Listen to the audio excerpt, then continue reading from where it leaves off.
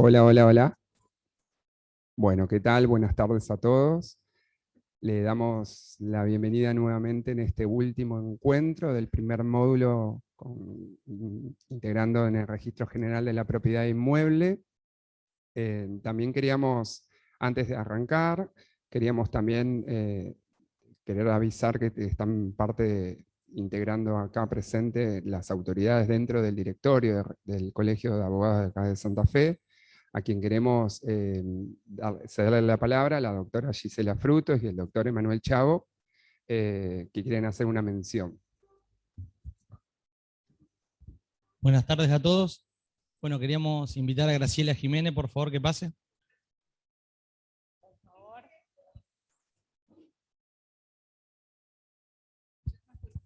No, por favor, Graciela, en esta oportunidad queríamos hacer una mención especial por los años, por tu trayectoria. Sabemos que prontito, mañana, te retiras de la dirección general y desde la institución queremos hacerte entrega de este diploma que dice lo siguiente. El Colegio de Abogados de Santa Fe se distingue con el presente a la doctora Graciela Jiménez en reconocimiento de su destacada trayectoria y servicio prestado en el Registro General de la Propiedad de Santa Fe. Santa Fe, 3 de noviembre 2022, firmado doctora Gisela Frutos, secretaria, doctor Andrés Abramovich, presidente.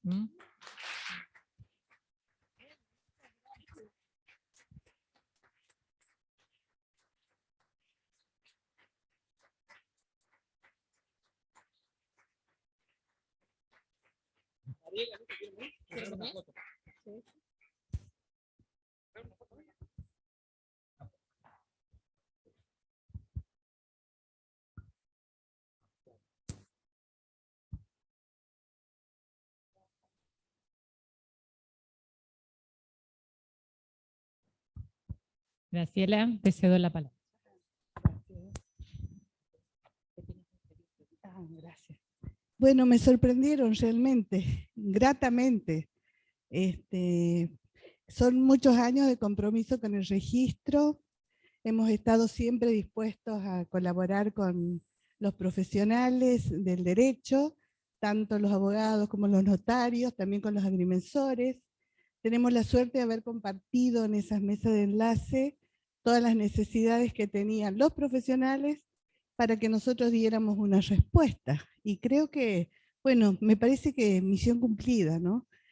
Así que tienen ustedes como continuidad esta gente maravillosa que forma el registro, las chicas que estuvieron exponiendo, nuestros chicos, todos estudiosos, comprometidos, y así como ellos, además de ellos que expusieron aquí, está el resto de los registrales que ponen el alma y su sabiduría, su mente, su corazón, diariamente para sacar el registro. Así que muchas gracias, y ese aplauso que yo tenía era para todos los registrales. Muchas gracias.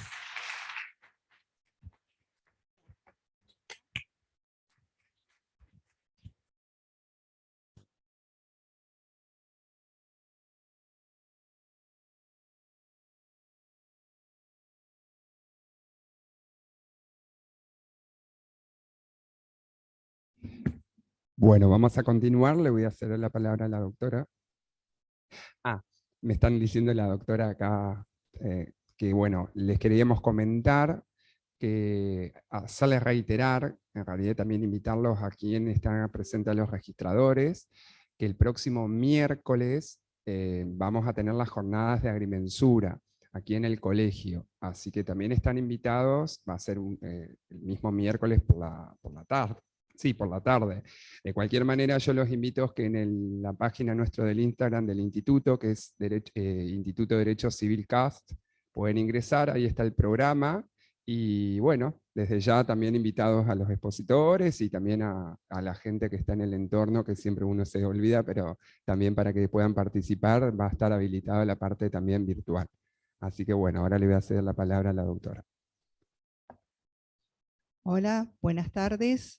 ¿Cómo les va? Recordarán que el jueves pasado habíamos quedado con un temita pendiente a cargo del doctor Eugenio Balbastro. Les recuerdo, él está en la parte, en el sector de relatoría, es abogado, es escribano, diplomado en Derecho Notarial, y quedó el tema del 401, que lo vamos a abordar ahora antes de la exposición del doctor Juan Aubía. Así que, Eugenio. Buenas tardes. También aclarar que las preguntas que quedaron del jueves pasado y las que corresponden a lo que va a hablar Juan después, vamos a hacerlas al final de la charla.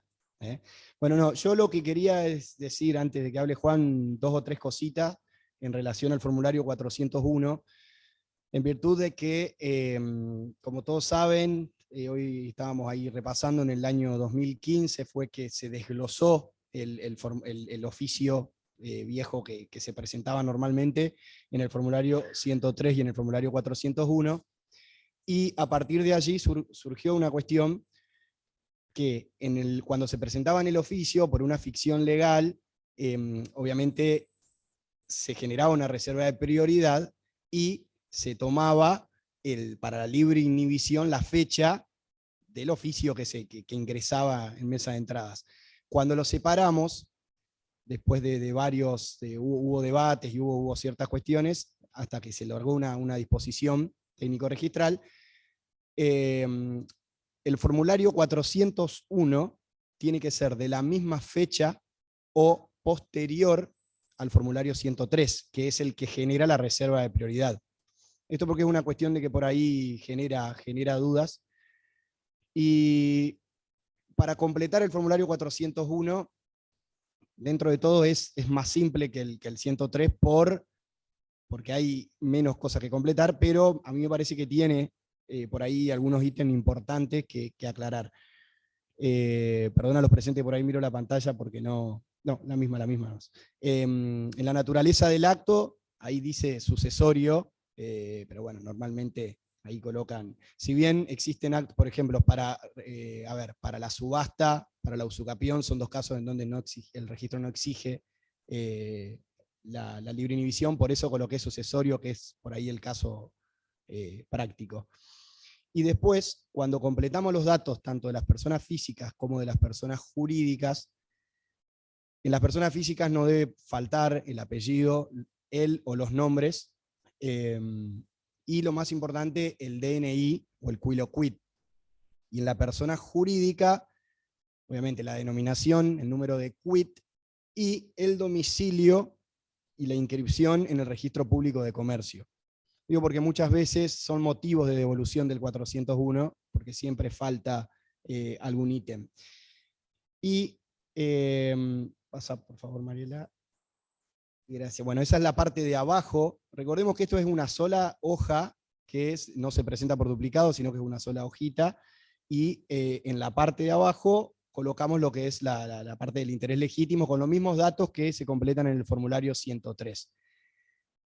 Este formulario, yo no sé, a ver, María, si yo lo llegué a colocar, sí, ahí está. Esta es la parte de atrás. ¿Por qué puse la parte de atrás? Porque en el rubro 5 de observaciones, la mayoría de las veces, cuando existe la imposibilidad de contar con el número de documento, por ejemplo, de la persona física, normalmente se coloca que se informe la libre inhibición bajo mi responsabilidad. O sea, bajo la responsabilidad. En este caso, vale aclarar que el registro va a informar, pero va a ser papel después del profesional en averiguar si esa inhibición corresponde o no a esta persona. Por eso se pide lo que es el DNI o lo que es el quid por el tema de la homonimia. Aquí me salió la palabra. Más que nada por eso. Saber esta cuestión, porque muchas veces puede ser que salga una libre inhibición con otra persona, el registro no va a investigar o a ver si es que corresponde o no a la persona que nosotros tenemos en el expediente. No, puede salir una libre inhibición de cualquier otro lugar y va a haber que ir al juzgado, averiguar y si es que corresponde o no. Básicamente estas son las cuestiones. Yo no quiero tampoco hablar mucho más del 401, porque después Juan también lo va a explicar. Y todas las dudas que hayan quedado de la charla anterior del 103 y de este formulario, lo charlamos al final. No, porque eso ya era lo del 103. Así que le doy la palabra a Juan.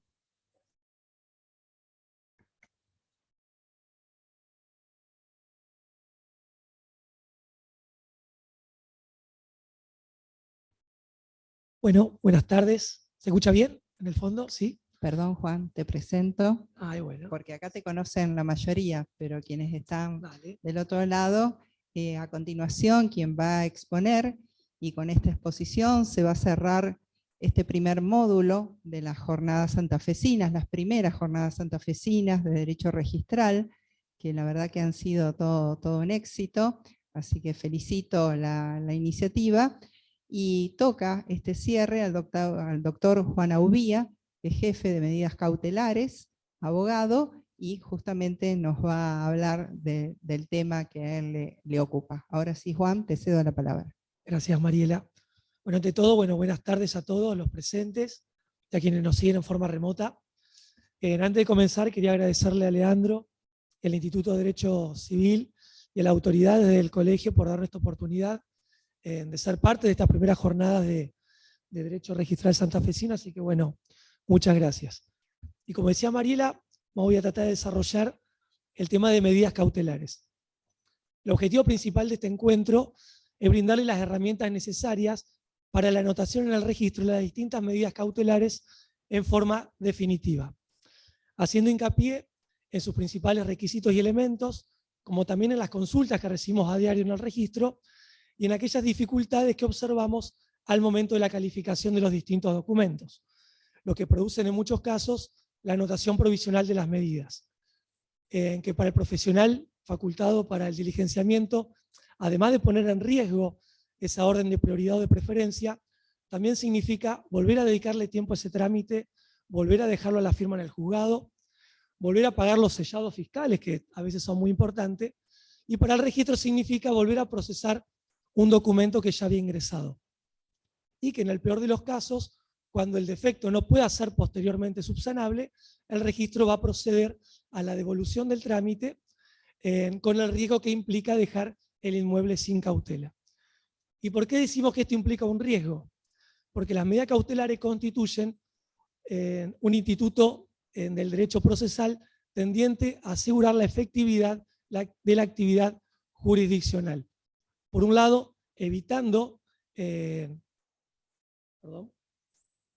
la modificación de la situación de hecho existente al momento de deducirse la pretensión, y también la desaparición de los bienes del deudor que aseguran el cumplimiento de la sentencia futura que pueda dictarse en ese proceso. ¿Cuáles son las características principales a todas las medidas cautelares? Comenzamos por decir que no son un fin en sí mismas, ya que estas tienden a son un medio asegurativo del cumplimiento de una sentencia definitiva, son decretadas inaudita parte.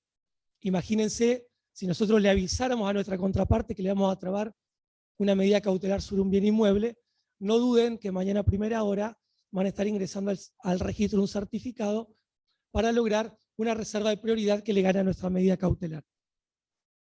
También decimos que son provisionales, ya que mantendrán su vigencia mientras subsistan las circunstancias que le dieron origen, y son mutables a los fines de evitar un perjuicio a los bienes del deudor. El juez podrá ordenar una medida distinta a la que fue solicitada e incluso podrá limitarla. Y un ejemplo de esto, que es el típico caso de la sustitución de la medida cautelar.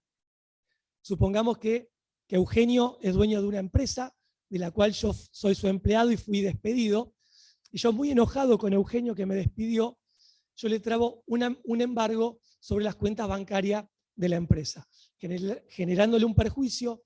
Él no va a poder pagar el salario a sus otros empleados, no podrá pagarle a los proveedores, por lo que él puede solicitar mediante su abogado la sustitución de esa medida cautelar ofreciendo un bien inmueble de su titularidad. Y por último, y para terminar con esta primera etapa introductoria del tema, simplemente voy a citar los 3 presupuestos de admisibilidad de todas las medidas cautelares, que es verosimilitud del derecho, peligro en la demora y la contracautela. Y ya para ingresar en el tema estrictamente registral, el régimen legal de las medidas cautelares está regulado por un amplísimo plexo normativo, pero particularmente lo que respecta a la anotación de ella en el registro, está regulado por el artículo 4, inciso segundo, de la Ley Registral Provincial 6435. El artículo 4 nos dice: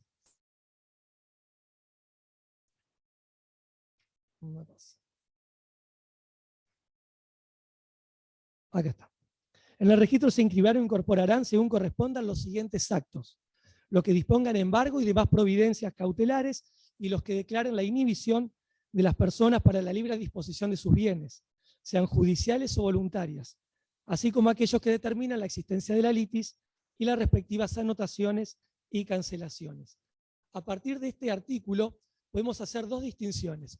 Por un lado, podemos distinguir a las distintas medidas cautelares respecto a su origen, pudiendo ser judiciales, administrativas o notariales. Serán judiciales cuando el órgano que las ordena, cuando emanan de la orden de un órgano jurisdiccional. Serán administrativas cuando sean ordenadas por un organismo estatal, por ejemplo la Dirección Provincial de Vivienda y Urbanismo, en el marco de planes de vivienda, o de lotería para garantizar los bingos de algunos clubes importantes del interior de nuestra provincia. Y será de origen notarial cuando esté instrumentado en una escritura pública, que es el típico caso del embargo voluntario. La otra diferencia que podemos hacer es respecto a si se trata de medidas de trascendencia real o de carácter o efecto personal. Serán de trascendencia real cuando estén ordenadas sobre un bien inmueble determinado, y dentro de este grupo podemos ubicar al embargo, la anotación de litis, medidas de no innovar, innovativas, entre otras. Y serán de carácter o efecto personal, aquí ubicaremos a la inhibición personal y también a la inhibición ordenada en los juicios por concurso, quiebra o incapacidad.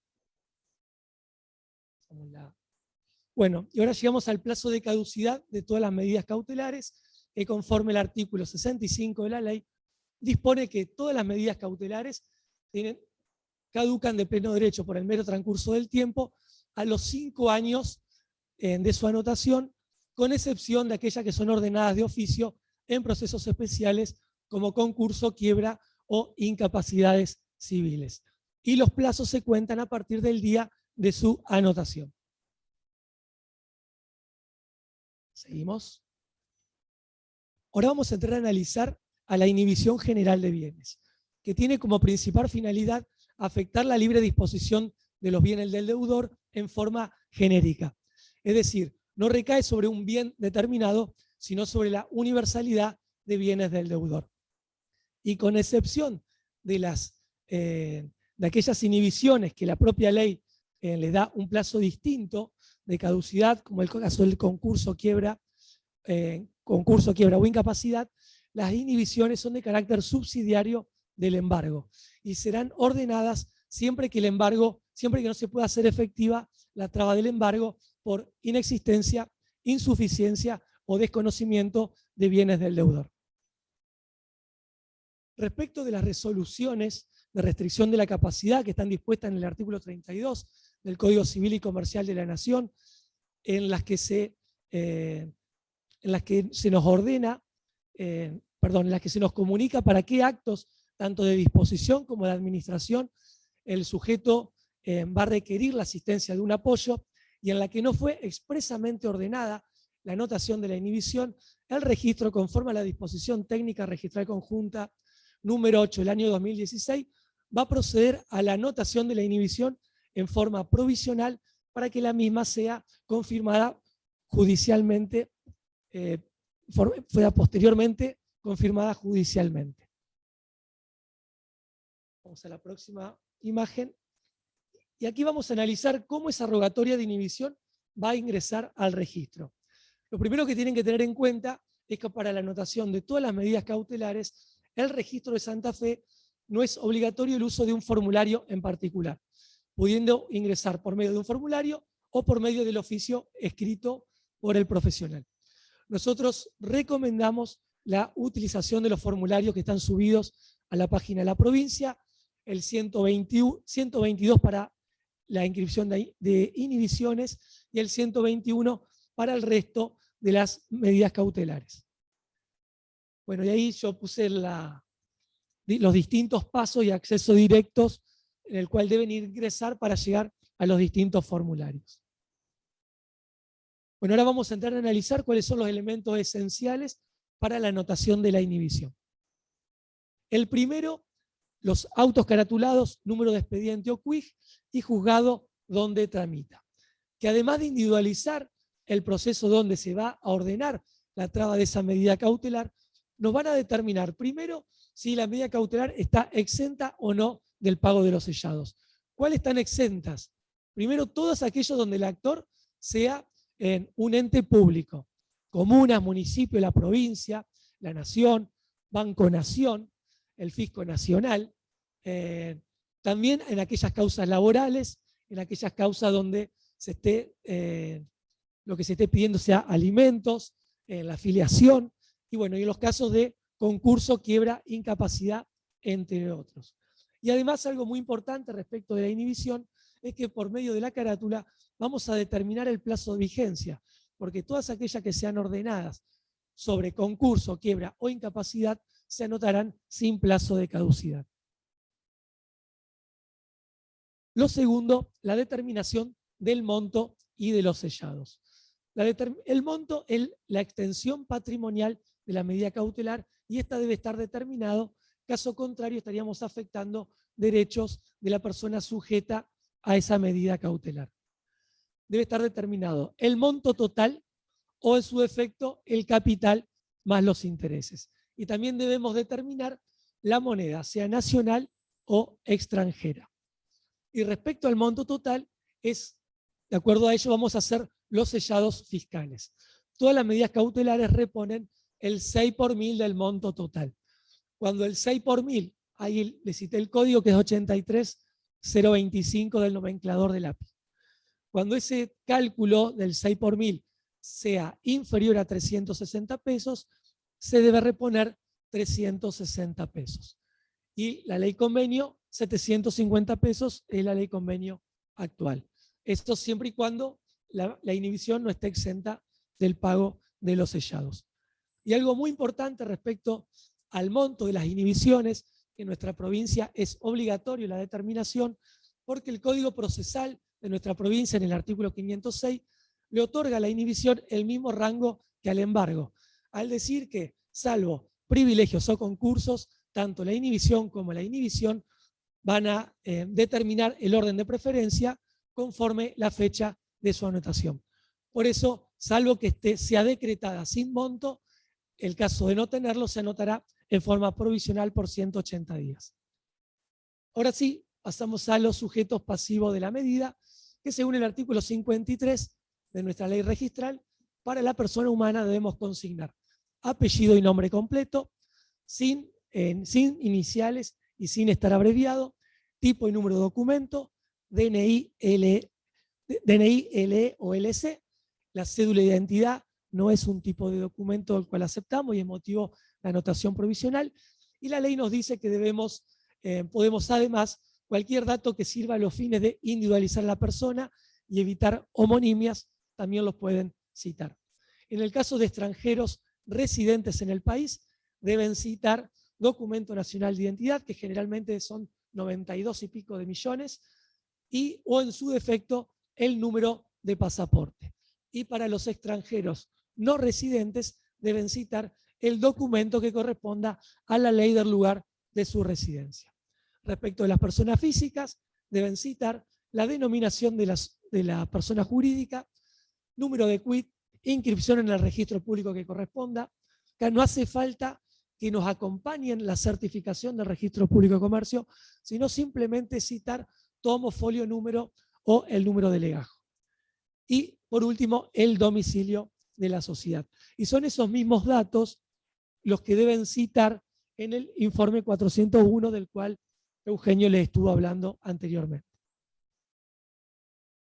Bueno, y ahí llegamos al final de lo que es inhibición. Yo le iba a decir algo que ya les mencionó Eugenio, que a partir del año 2015 se unificó lo que respecta a la publicidad de las inhibiciones. Anteriormente, una persona podía estar inhibida en Santa Fe y no en Rosario. A partir de la unificación, recuerden, solamente de la publicidad, pidiendo un libre inhibición en Santa Fe, se les va a informar las inhibiciones que están anotadas tanto en Santa Fe como en la ciudad de Rosario. Y ahora sí, vamos a pasar a analizar las medidas de trascendencia real, que como ya les dije, son aquellas que se anotan respecto de bienes inmuebles determinados.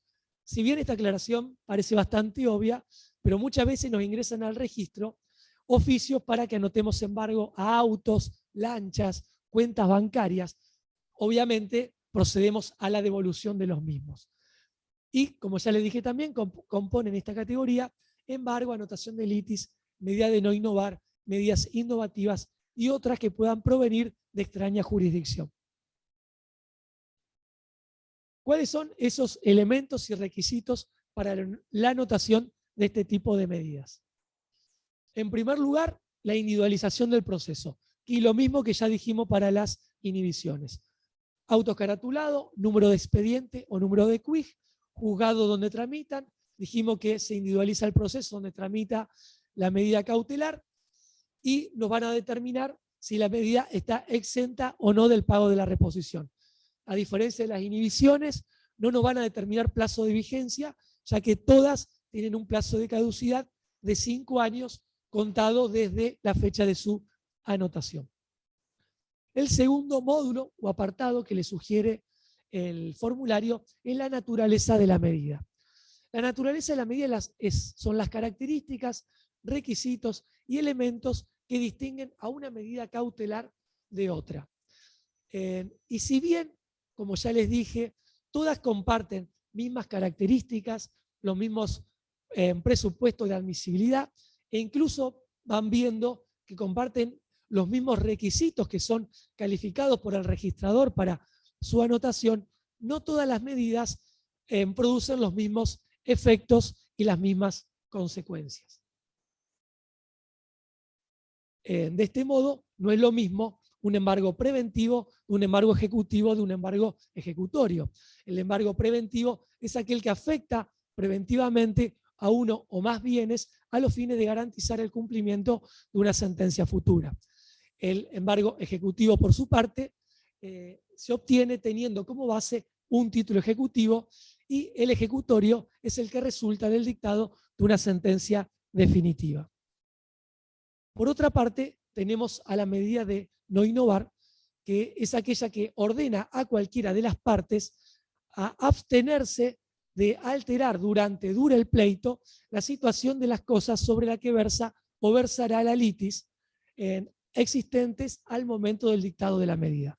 Como le gusta decir a la doctora Ortiz, esta medida cautelar cristaliza la situación de hecho o de derecho existente al momento de la traba de la medida y tiene regulación en nuestra provincia en el artículo 289 del Código de Procedimientos. Y en contraparte tenemos a la medida innovativa, que es una medida de carácter excepcional y que tiende a alterar la situación de hecho o de derecho existente al momento de su dictado, configurando un anticipo de jurisdicción anticipada en relación al fallo final de la causa, lo que justifica un mayor cuidado en la apreciación de los recaudos para su admisión. El requisito propio y característico de esta medida es la irreparabilidad del perjuicio en caso de subsistir la situación que queremos innovar. Y esta medida no tiene una regulación específica en nuestra provincia. Y así llegamos a la anotación de litis, que tiende a asegurar la publicidad de los procesos relativos a bienes inmuebles o bienes muebles registrables. Y tiene como finalidad hacer oponibles a terceros la sentencia que se dicte en esos procesos, evitando que aquella persona que haya adquirido el bien o que haya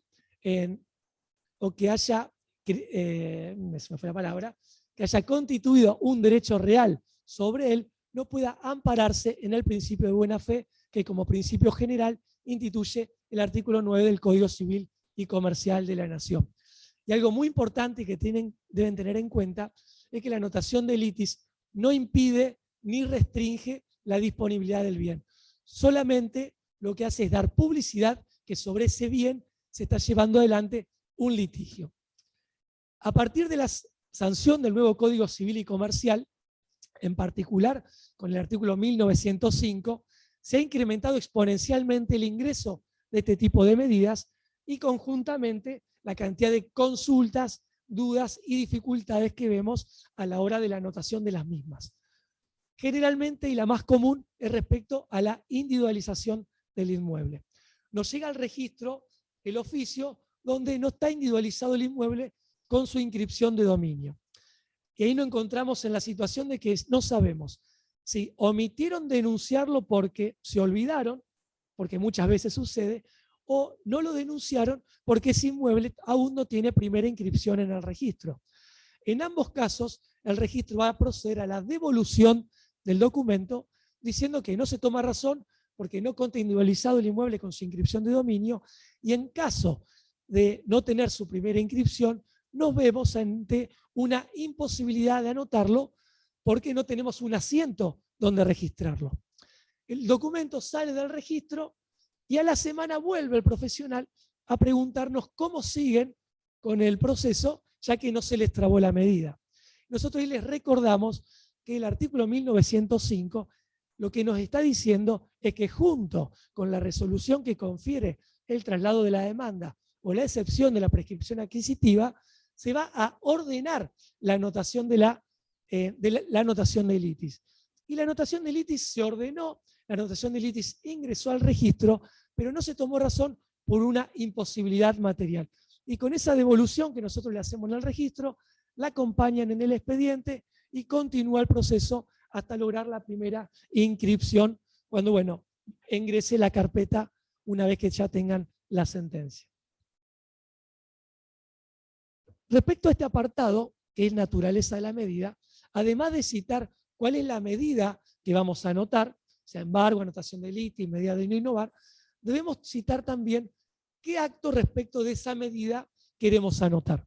En el caso de que quiera hacer una anotación por primera vez, basta con que citen naturaleza de la medida, 2 puntos, embargo, anotación de litis o la medida de que se trate.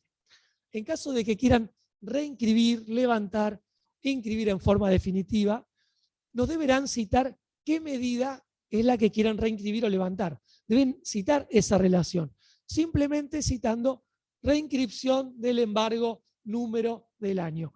Con eso es suficiente y para nosotros es un dato muy importante. Primero porque si solamente nos ponen embargo, no sabemos que quieran reinscribir. Vamos a trabar una nueva medida, se les va a vencer la anterior y van a perder el orden de preferencia. En el caso de que no nos digan que es reinscripción de embargo, por ejemplo, pero no nos individualizan la medida, la única manera que tenemos de hacerlo es mediante sus autos caratulados y número de expediente. Pero resulta que puede ser que cuando ingresó por primera vez eran medidas preparatorias y hoy es un ordinario, o cuando ingresó tenía número de expediente y hoy tiene número de quij, y no podemos generar esa relación. Así que les pedimos que nos citen el número y el año de la medida que quieran reinscribir. Y algo para terminar con este apartado de la naturaleza de la medida muy importante, que también les genera mucho conflicto, es respecto de la vigencia de las reinscripciones y de las anotaciones definitivas. Ya dijimos que todas las medidas tienen un plazo de vigencia de 5 años.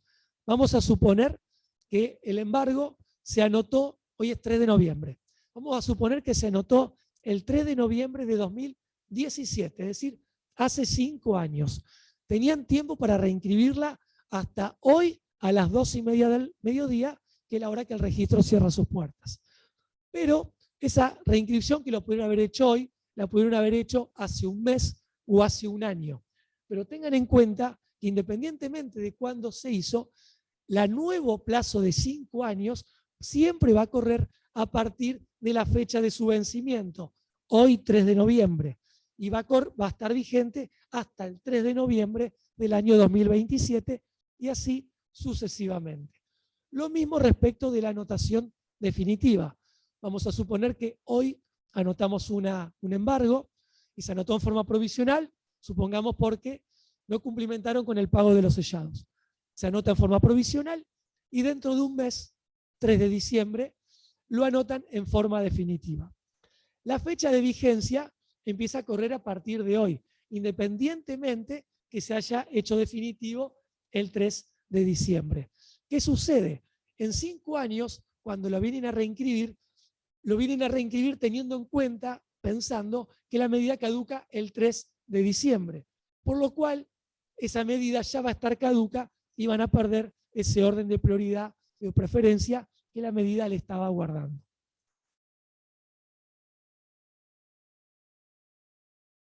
Determinación de monto, cabe lo mismo que ya dijimos para las inhibiciones, extensión patrimonial de la medida, no va a determinar, debe estar determinado, el monto total debe estar determinado su moneda y a partir de ahí se van a hacer los sellados fiscales.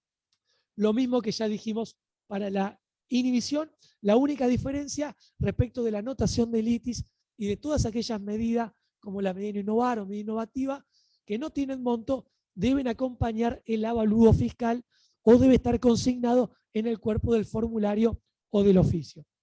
Y repone el 6 por 1000 de ese avalúo. Cuando el cálculo de ese 6 por 1000 sea inferior a 360 pesos, repone 360 pesos. Pasamos. Y ahora sí llegamos al punto que mayores dificultades nos genera para la traba de las distintas medidas cautelares, que la individualización del inmueble, que no es más que el cumplimiento del principio de determinación que nos está ordenando el artículo 12 de la Ley 6435. ¿Cómo vamos a individualizar la medida? Con su inscripción de dominio. Si es cronológico personal, pues como ya venimos viendo en los anteriores encuentros, tomo folio, número de departamento, en el caso de que sea folio real, número de matrícula. En el caso de las medidas cautelares, no es necesaria la descripción del inmueble que tantos problemas le genera, como les comentaba Eugenio, en el formulario 103, y para el registro el número de partida no es suficiente para individualizar. En todos los casos se deberá citar su inscripción de dominio y ya vamos a ver en qué casos además se deberá determinar lote, plano, manzana y superficie. Bueno, antes de entrar a los casos puntuales, una recomendación y algo que ya venimos viendo, sobre todo en la clase anterior, ¿cómo voy a obtener ese dominio al cual le quiero trabar un embargo? Lo vamos a obtener mediante una búsqueda por titularidad que vamos a hacer mediante la plataforma de formularios electrónicos. Esa búsqueda puede ser negativa o positiva en el caso que sea titular de algún inmueble. En el caso de que sea negativa, ante la inexistencia de un bien inmueble, vamos a poder solicitar la traba de la inhibición. En el caso de que sea positivo, nosotros lo que siempre le recomendamos en la oficina es que antes de que hagan el formulario, que paguen el sellado, que lo dejen a la firma, soliciten la copia del asiento registral, porque de esta manera van a poder conocer la realidad del asiento, van a poder ver si es titular o si no se vendió, van a poder conocer si tiene un bien de familia, si solo tiene usufructo, de alguna manera o alguna restricción al inmueble. Y de alguna manera se van a estar anticipando a la respuesta que le va a estar dando al registro. Entendemos que sale un poquito más, que a veces les demora más tiempo, pero bueno, se van a ahorrar pagar los sellados y que luego el inmueble les salga devuelto porque ya constaba vendido. Acuérdense que la base de datos con la cual se realiza la búsqueda en el registro corresponde a Catastro y muchas veces suele no estar actualizada y nos dicen, pero ¿cómo si el registro nos dijo que todavía era titular? Pero bueno, la realidad del registro va más rápido que la actualización de Catastro y suele haber esos problemas que se solucionan pidiendo la copia del asiento registral. Ahora vamos a empezar a analizar los distintos casos, que el más simple de todos es en el caso de que el inmueble esté inscripto en folio real, porque como ya lo hemos visto, siempre en la matrícula va a haber un solo inmueble y va a estar siempre el 100% de ese inmueble. De ahí el esfuerzo que viene haciendo el registro hace muchos años para intentar matricular la mayor cantidad de inmuebles posible, si bien lleva más trabajo al momento de la matriculación nos brinda muchísimos beneficios a todos los que venimos atrás, tanto a trabar embargo, a hacer un certificado, y también es un beneficio para el usuario. En el caso del cronológico personal, la situación se complejiza un poquito más, y vamos a empezar por el caso más sencillo, que es cuando en el asiento haya un solo lote. Simplemente citando el tomo, folio, número y departamento, basta. En el caso que quieran citar el lote, describirlo o cualquier otro dato que sirva a individualizar, es bienvenido, pero sepan que si no coincide con el asiento tal cual está inscrito en el registro, es motivo de anotación provisional. Segundo caso, cuando en el asiento registral hay más de un punto o más de un lote inscripto. Cuando se quiera anotar una medida cautelar respecto de un lote o de un punto determinado, debe estar denunciado junto con la inscripción de dominio. En el caso de que no se nos denuncie el lote o el punto del asiento, vamos a trabar sobre todos los lotes o todos los puntos que cuentan registrados en ese asiento registral. Pero aquí el registrador, al momento de la calificación, valorará si es necesario la determinación del lote o del punto. No es lo mismo que en un asiento haya, que el embargo sea, por ejemplo, por 100.000 pesos y en el asiento haya 2 lotes de 500 metros cuadrados. Acá en el asiento, por un embargo de 100.000 pesos, haya 10 lotes de 10.000 metros cuadrados. Ahí seguramente le vamos a estar pidiendo que se nos determine sobre qué lote o qué punto en particular quieren anotar la medida. Y acá el caso más complejo, que es cuando nos encontramos en el asiento registral con subdivisiones parciales. En el asiento vamos a tener una fracción mayor que por nuevos planos que se ha ido subdividiendo y que se han ido vendiendo distintos lotes, perdón. En ese caso le vamos a exigir que se determine, además del tomo, folio y número, el lote, el plano y la manzana sobre el cual quieren atrabar esa medida cautelar. De lo contrario, estaríamos afectando a toda la fracción, estaríamos generando un perjuicio a terceros.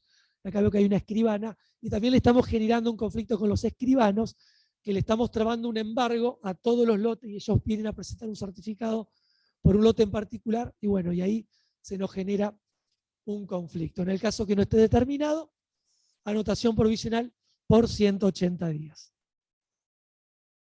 Caso de cuando el inmueble está sometido a propiedad horizontal. Folio real, además de citar número de matrícula, se deberá citar el número de la submatrícula. Por cada submatrícula solamente va a constar anotada una sola unidad.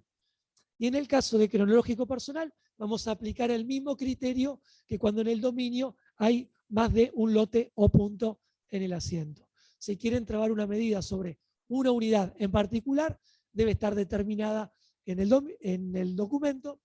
En el caso que no se determinen, se trabará la medida cautelar sobre todas las unidades, y ahí también el registrador, al momento de la calificación, valorará si será necesario que se determine la unidad.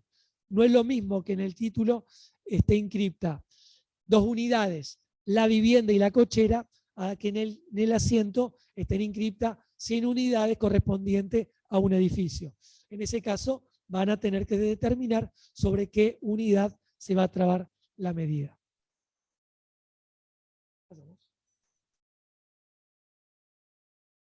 Otro de los casos es el embargo condicionado, que también genera muchas dudas y consultas. Ya dijimos que cuando la medida cautelar cumple con todos sus requisitos, se va a anotar en forma provisional. Definitiva, perdón.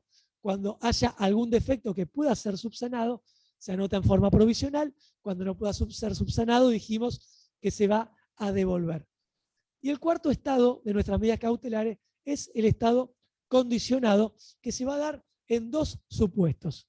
El primero, cuando en el asiento conste un certificado, ya sea notarial o judicial, y esté vigente al momento de la inscripción del embargo.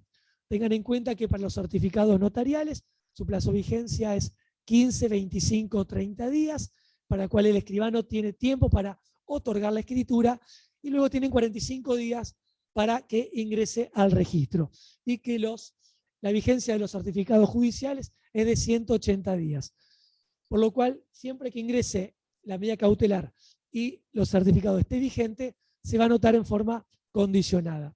Y el otro supuesto es cuando en el asiento registral conste inscripto un acto de disposición, yo puse un ejemplo, una venta, puede ser cualquier otro, y conste inscripto en forma provisional y vigente.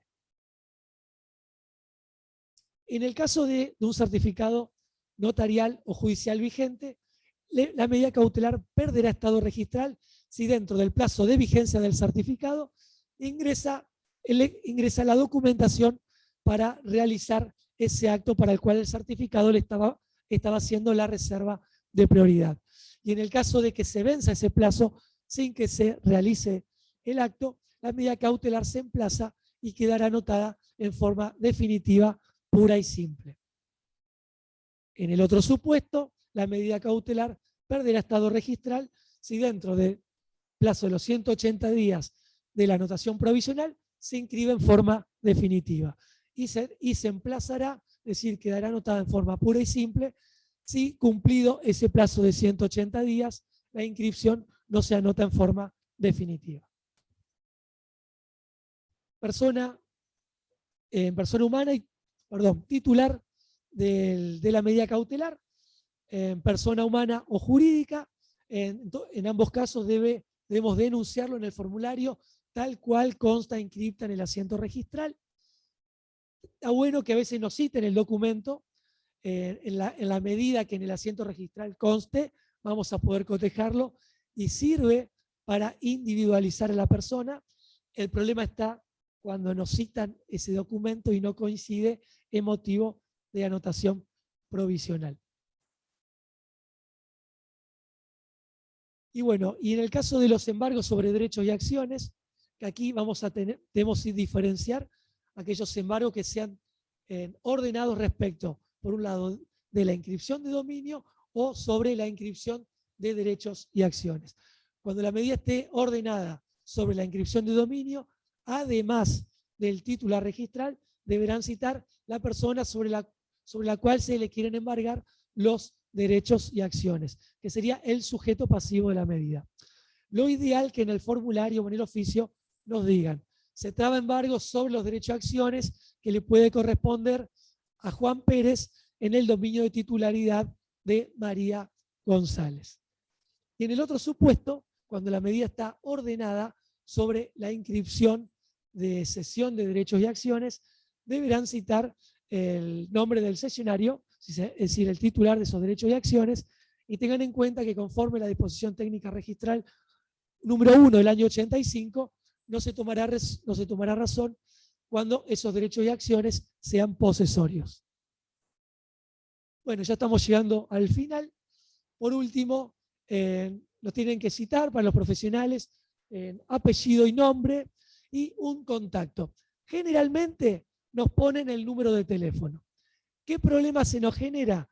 Que cuando nosotros estamos trabajando y tenemos el documento en la mano, el profesional está en tribunales y no está en su estudio. Y nosotros lo llamamos y no nos atiende nadie. Por eso recomendamos que nos citen un correo electrónico, así nosotros les podemos pasar nuestra inquietud. Hay muchas cuestiones que las podemos solucionar con un llamado o con un correo electrónico y evitamos una anotación provisional. Así que algo importante a tener en cuenta.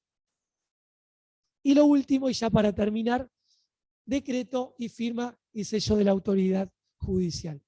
Es muy importante que esté el decreto y que el decreto coincida con la orden que nos dijeron en la naturaleza de la medida. Muchas veces nos ponen naturaleza de la medida embargo y en el decreto chiquitito allá perdido nos ponen que es reinscripción. O en el del monto nos dicen que es un monto determinado y en el decreto nos dicen otro monto. Y cuando hay una discordancia entre la orden y el decreto es motivo de anotación provisional por 180 días. Y bueno, así llego a la final de esta exposición. Muchas gracias y ahora le vamos a dar un tiempito para que hagan las preguntas, tanto que quedaron de la clase pasada y todas aquellas que hayan surgido de este encuentro. Muchas gracias. Bueno, le damos un aplauso.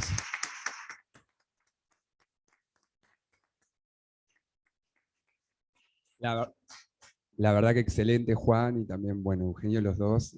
Hay muchos tips que nos diste que quedamos, no sé ustedes, pero que yo todavía choqueado, que estoy todavía receptando la información. Por ahí, perdón si fui medio rápido, por ahí uno no está entrenado Sí. para esto todavía, pero bueno. Tomo ese tips que diste el último, sobre todo que me quedó el tema del contacto con el colega y ustedes, muy importante, también me lo hicieron la clase, el encuentro anterior, también integrantes del registro, sobre todo en el formulario de inhibiciones, nos manifestaban lo mismo. Sí, porque Es el que tema por es que- favor el contacto y sobre todo por ahí no tenemos en el 401, que por ahí tenemos para dejar el número de teléfono, no tenemos para dejar el correo electrónico. Eso estaría también como dato también para que el colega cuando complete el 401 pueda dejar su correo electrónico, porque muchas veces nos pasa eso, que el apuro, nos olvidamos de sellarlo, o firmar o alguna cuestión en particular y poder conversar sobre todo el ingreso y no que se devuelva el documento. Sí, porque hay muchas cuestiones que con un llamado, o a veces tenemos alguna duda que con un llamado,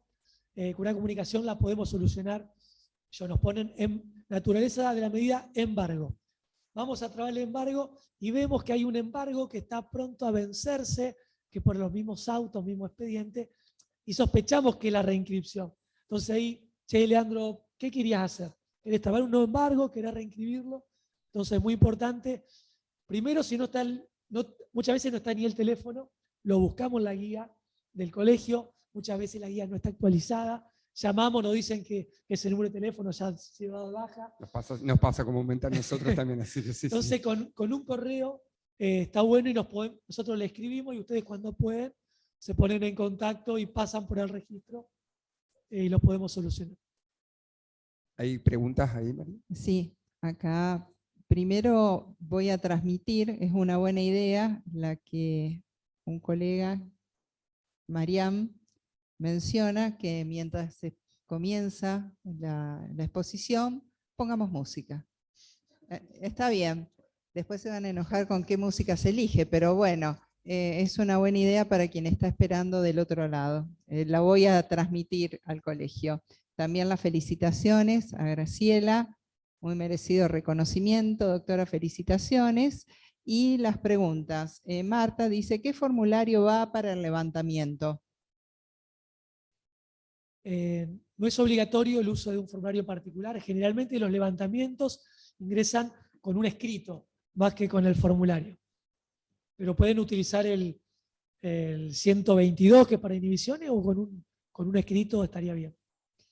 Otra cosita que respecto a los formularios, ya que lo citan, para la anotación de embargos en Rosario, si alguna vez tienen que tramitarlo, en Rosario rige hay una disposición registral que es obligatorio el ingreso mediante el SRD, la solicitud de registración digital. Y son devueltos en el caso, digamos, es una diferencia con respecto a Santa Fe, que no exigimos el uso de un formulario en particular. María Laura pregunta si en el 401 completar el domicilio es obligatorio.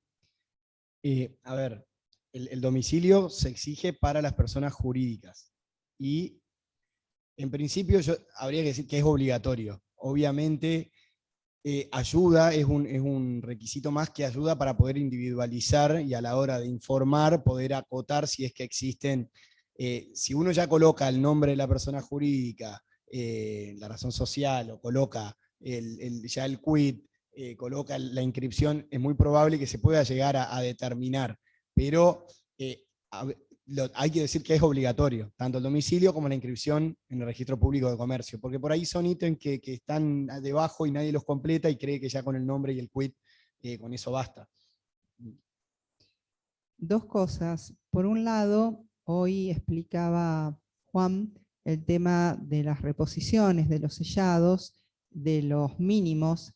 Tengan en cuenta que todas esas tasas regularmente, cada tantos meses, se modifican, motivo por el cual siempre tómense a los fines de evitar pagar y que quede provisorio y tener que dilatar más la salida de lo que han pedido, de cotejar, de constatar cuáles son los montos actualizados. no los porcentajes, porque eso se sigue manteniendo en el tiempo. Eso por un lado. Por el otro, Adrián hace un ratito me comentó que ya todo el material de estas 4 exposiciones que ustedes fueron viendo a lo largo de las 4 jornadas ya está a disposición en un link. Me dijo que lo subieron, todo esto que han visto, así que también van a poder contar con ello.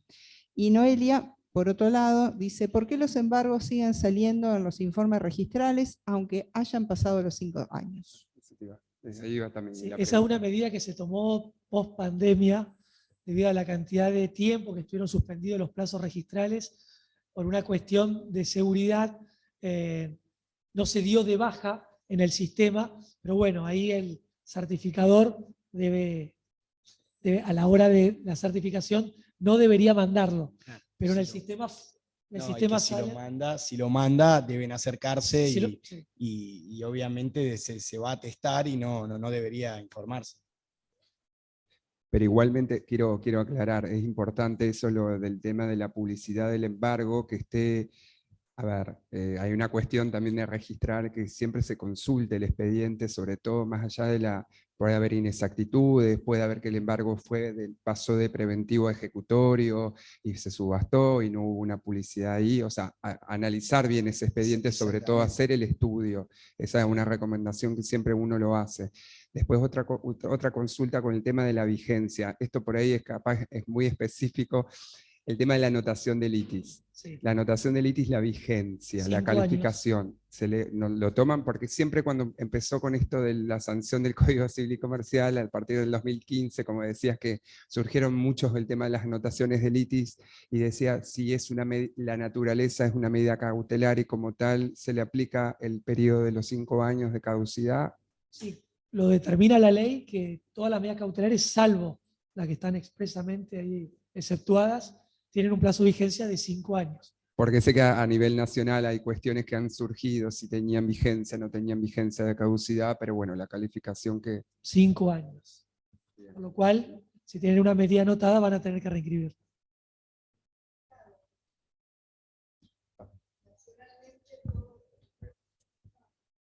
Bueno, quería aportar, perdón, que en toda la nación se aplica a la anotación del ITI la misma caducidad. Es una medida cautelar, así que hay consenso para todos de tomarlos como tal. Consulta en sala, ¿no? María Eugenia pregunta si se anotó una cautelar en un proceso de restricción a la capacidad y ahora fallece la persona y hay que tramitar sucesorio. ¿Hay que levantar esa medida? En el caso a los fines registrales va a tener que ingresar el oficio de levantamiento porque va a seguir saliendo, más teniendo en cuenta que por restricción a la capacidad no tienen un plazo no vencen a los 5 años, por lo cual si no levantaba en el registro va a seguir eternamente inhibido. Independientemente que con la muerte de la persona no estaría más inhibido, pero bueno, va a deber levantarse en el registro. Bueno, y hay que preguntar respecto a la restricción de la capacidad. Estamos teniendo muchas consultas. Históricamente los oficios que nos ingresaban eran para declaración de incapacidad.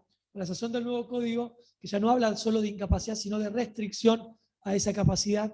Por eso yo lo mencioné en la exposición. Nos están ingresando oficios donde se nos comunica esa restricción y no se nos ordena la anotación de la inhibición. Algunos juzgados están empecinados en que lo que quieren es no anotar la inhibición, pero el registro, la única manera de dar publicidad que esa persona no puede disponer de los bienes es mediante la inhibición. Por eso yo le decía que conforme a la disposición técnica registral, el registro de oficio la estaría anotando y por eso le pedimos una posterior confirmación en sede judicial, porque no se nos está ordenando, pero nosotros entendemos que es la única manera de poder brindar esa...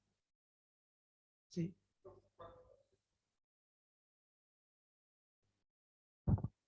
Te consulto, ¿y el tema de los sellados para los levantamientos? ¿Es el tema Levantamiento, todo lo que sea anotación marginal de una medida ya anotada, todo repone ley convenio y el mínimo fiscal, que es 360 pesos, siempre cuando la medida no esté exenta, ya sea por lo que ya mencioné, o porque tramite con pobreza. No veo otra pregunta acá en el chat ni en la sala, motivo por el cual quería decirles que, bueno, estas jornadas de capacitación tienen un objetivo fundamental, que es contribuir a la reducción de los plazos. Cuanto más sepamos y hagamos bien las cosas e identifiquemos cuáles son los errores recurrentes, siempre va a ser posible que las cosas salgan de una vez y más rápido.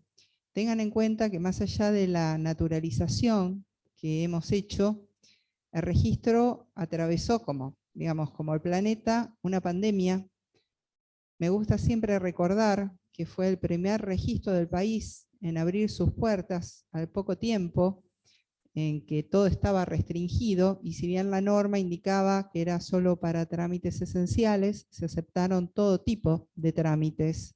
Eso fue un desafío enorme, que se sabía que una vez que todo se regularizara, nos íbamos a encontrar con un montón de cosas por hacer.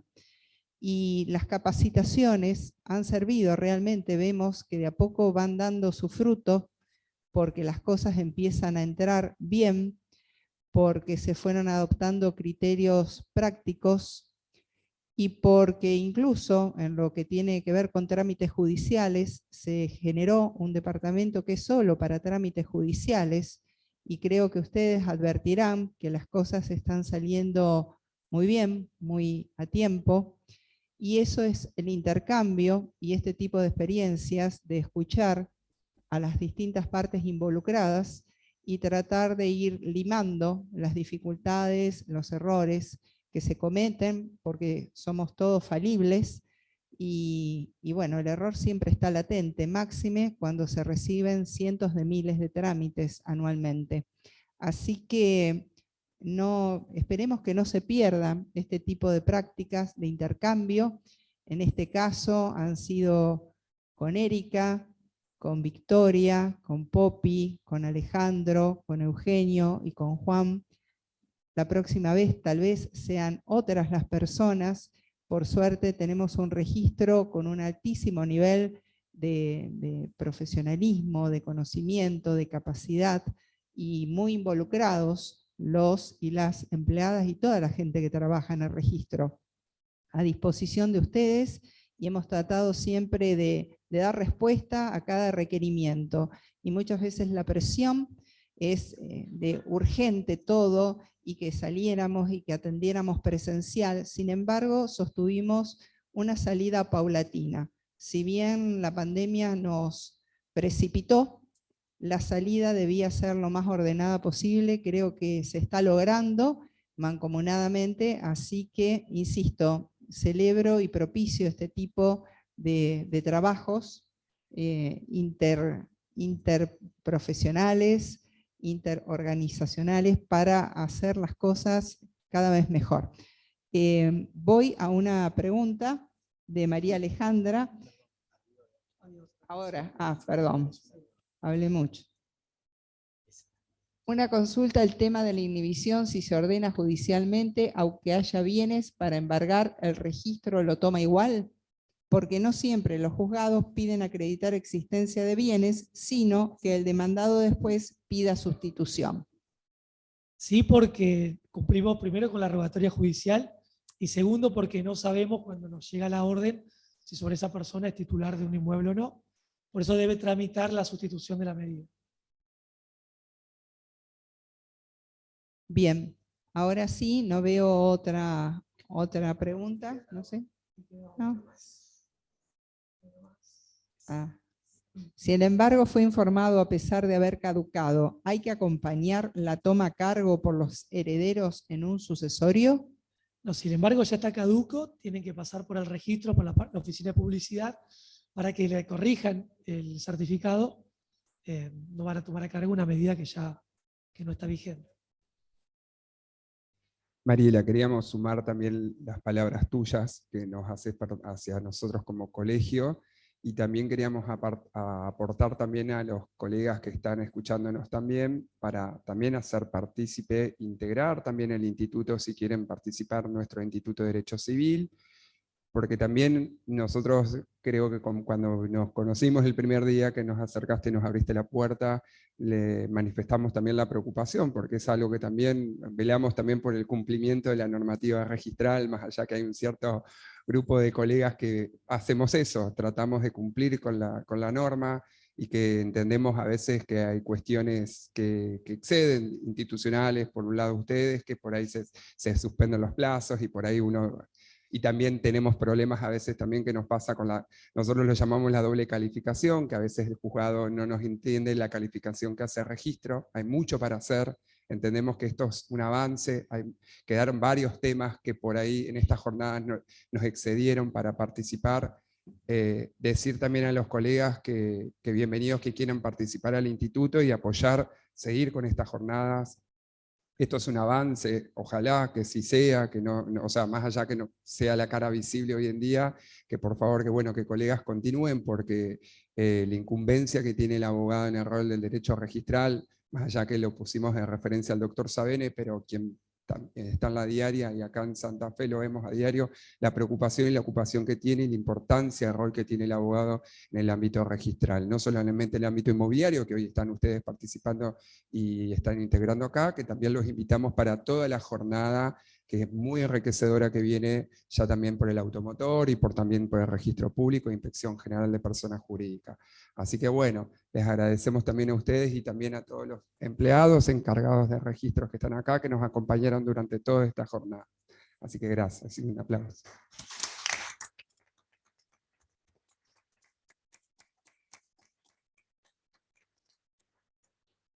Gracias, y hasta el jueves, por un lado, que viene registro automotor, y el miércoles, no se acuerde, él se tenía que acordar, pero me acuerdo yo de las jornadas. El miércoles próximo seguimos, vamos a tener la jornada de agrimensura con 2 agrimensoras de acá de Santa Fe, así que nos encontramos. Chao, hasta luego, gracias.